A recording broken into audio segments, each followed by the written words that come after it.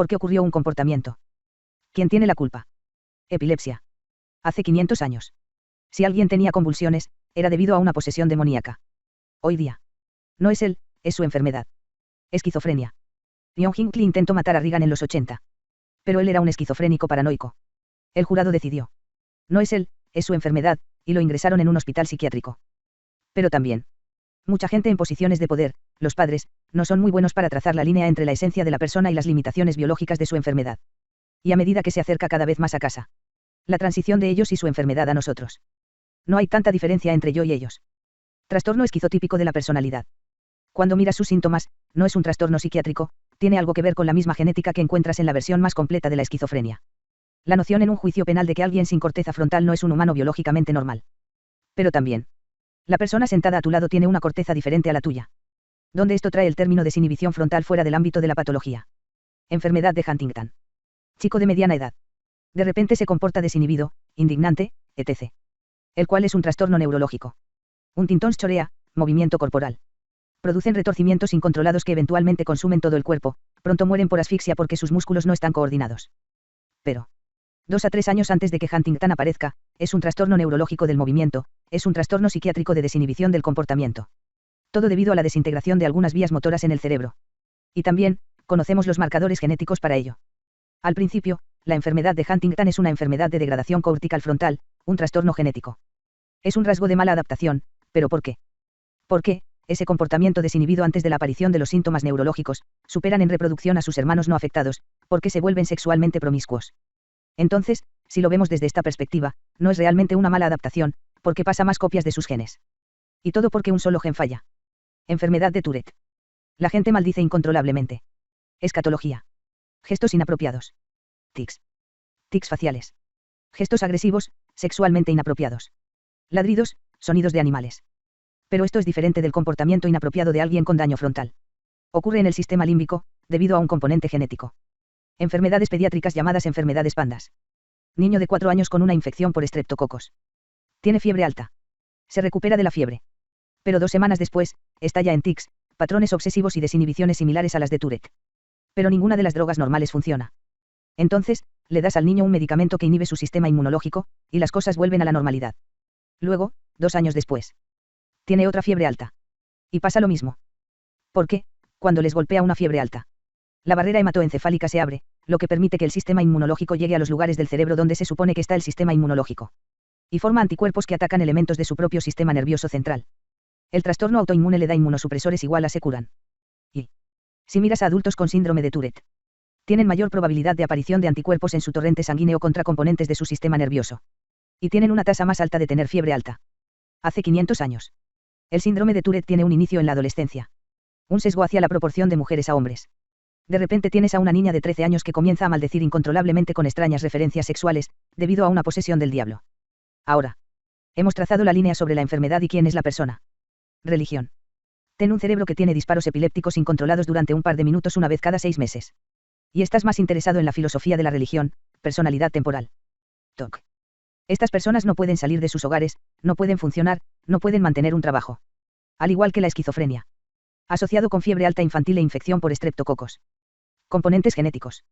Los ganglios basales, área motora, tienen una tasa metabólica aumentada, lo que explica la compulsión. Alguien con TOC. Dale ISRS, inhibidores de la captación de serotonina, que también funcionan para aspectos de la depresión. Y su tasa metabólica en los ganglios basales vuelve a la normalidad. Síndrome de Jerusalén. Solo puedes conseguirlo en Jerusalén. La persona no tiene problemas de depresión, ansiedad, etc. Debe ser un bautista sureño americano, altamente religioso, en su primer viaje a Tierra Santa. Él tiene que estar solo. Y con grandes problemas con el desfase horario. Una vez que estén en Jerusalén.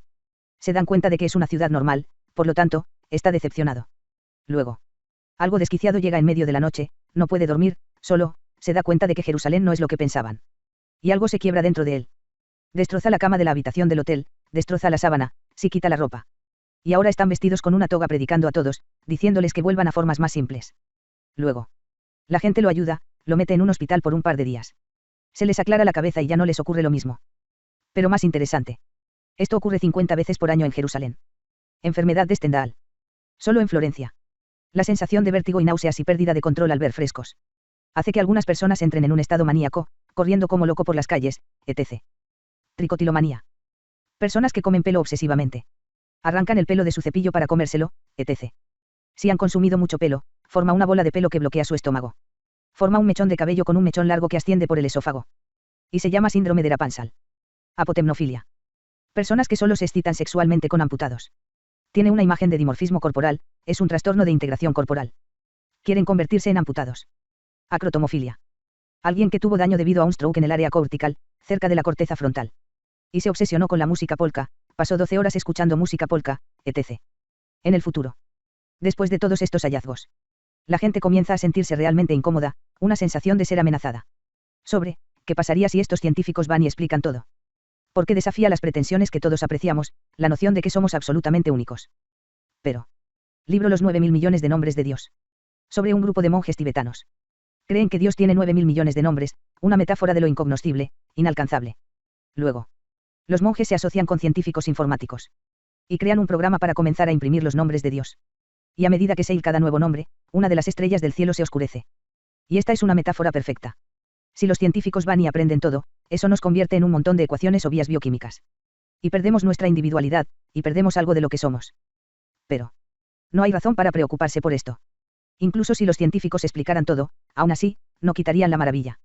No hay ninguna razón por la que algo deba perder su poder, porque tiene capas de complejidad. Los científicos nunca explicarán todo, sobre todo. Porque cada vez que se responden una pregunta, aparecen 10 más, es un fractal infinito de conocimiento por alcanzar. Haldane descubrió la noción de 2 hermanos, 8 primos, etc. Él dijo: la vida no solo es más extraña de lo que imaginamos, la vida es más extraña de lo que podemos imaginar. El propósito de la ciencia no es curarnos del sentido del misterio, el propósito de la ciencia es reinventarlo constantemente. ¿Qué hace la sociedad con esto? Si estás mal conectado, estás jodido. Porque a medida que seguimos obteniendo más información, podría usarse como una excusa para negarle un trabajo, una atención médica, una vivienda justa, etc. Pero, a medida que comienza a haber un continuo. No tenemos ningún problema en un esquizofrénico y lo vemos como una enfermedad, y este es alguien que necesita nuestro cuidado, perdón y protección. Que tiene componentes biológicos como cualquier otra enfermedad. Necesitamos compasión. Cómo esta información te afecta y a tus interacciones en la sociedad. Modulación, las cláusulas IFTEN. Cuando crees descubrir qué está causando el comportamiento, en realidad estás amplificando la tendencia preexistente de algo, o amortiguando, o modulando, etc. Por lo que podrías pensar que es imposible cambiar nada porque es increíblemente complejo y muy difícil de hacer. Pero. No es imposible. Requerirá una gran cantidad de trabajo, recopilar grandes cantidades de información e intentar sintetizarla e intuir cuándo debes dejar de mirar la información. Es factible, pero increíblemente difícil. Y también, en algún momento te vas a cansar y se volverá mucho más difícil intentar mejorar las cosas. Pero necesitas hacer eso. Historia interesante que recomiendo encarecidamente, 48:10. Tienes la capacidad de pecar, tienes la capacidad de obrar mal, por lo tanto, tienes la capacidad de alcanzar un estado de gracia a través del trabajo que harás. Aunque es complicado, tienes que hacer algo. Deja la posibilidad de que la gente piense de manera muy diferente en el futuro. Solo porque es complicado, eso no es una excusa para no hacer nada, si alguien va a hacerlo y marcar la diferencia, serán ustedes.